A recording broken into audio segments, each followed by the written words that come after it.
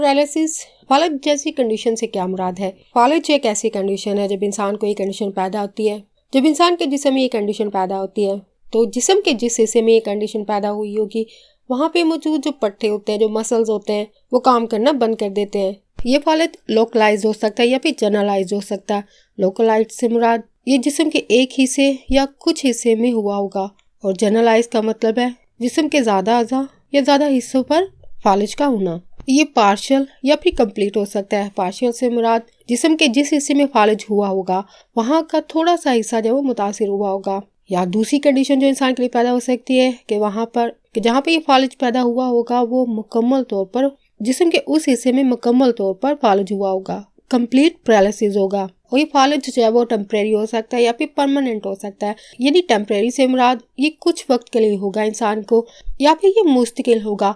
यानी ये फालज जो है इंसान की आखिरी सांस तक साथ चलता है, जो कि परमानेंट पैरालिसिस कहलाता है। फालज जैसी कंडीशन आपकी जिंदगी में किसी भी वक्त आपके जिस्म के किसी भी हिस्से को मुतासिर कर सकती है। जिन अफराद में ये कंडीशन पैदा होगी उन अफराद के जिस्म के जिस हिस्से में फालज हुआ होगा, तो ऐसे इंसान को जिस्म के उस मुतासरा हिस्से में जहाँ पे ये फालज पैदा हुआ होगा वहाँ पे दर्द महसूस नहीं होगा, जो कि इस कंडीशन की अलामत भी है। इस कंडीशन की अगर ट्रीटमेंट की बात की जाए, इस कंडीशन के इलाज के लिए दो बातों पर इन्हिसार होता है।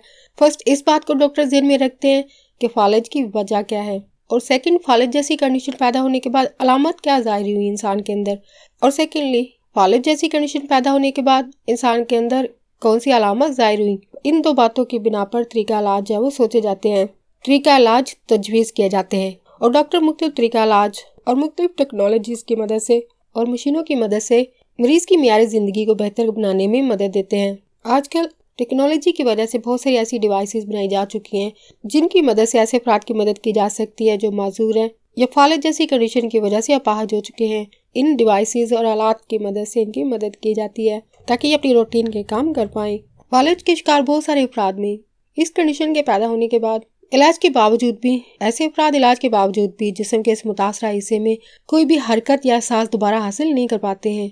यानी फालज की जो किस्म इन अफराद को हुई होगी वो काबिल इलाज नहीं होगी, लेकिन इसके बावजूद जो मेडिकल टीम होती है ऐसे अफराद की मुख्तलिफ तरीकों से मदद करती है। टेक्नोलॉजी की बहुत सारी मशीनरी के जरिए इनकी मदद करती है, इनकी ज़िंदगी के मेयार को बेहतर बनाने में मदद देते हैं। जैसे कि मिसाल के तौर पर ऐसे अफराद जो चल नहीं पाते हैं, ऐसे अफराद को व्हील चेयर इस्तेमाल करने का कहा जाता है, और जैसी भी कंडीशन इंसान की हो उसी के हिसाब से इन्हें टेक्नोलॉजी की मशीनरी का इस्तेमाल करने को कहा जाता है, ताकि इलेक्ट्रॉनिक की जो बनी चीज़ें हैं इन इलेक्ट्रॉनिक डिवाइसेस की मदद से ऐसे अफराद आज़ादाना तौर पर नकलो हरकत कर पाते हैं, चलने फिरने या इसी तरह की बाकी एक्टिविटी को अंजाम दे पाते हैं। और इन एक्टिविटीज़ में कपड़े बदलना, घर के कोई काम करना, गाड़ी वगैरह चलाना या जॉब की जगह पर काम कर पाना, ये सब काम इंसान इन इलेक्ट्रॉनिक की डिवाइसेस की मदद से ही कर पाते हैं। इसके अलावा डॉक्टर फालज के शिकार अफराद में होने वाली जो पेचीदगियाँ हो सकती हैं, कॉम्प्लिकेशंस हो सकती हैं, इस कंडीशन की वजह से अक्सर कॉम्प्लिकेशन पैदा हो सकती हैं,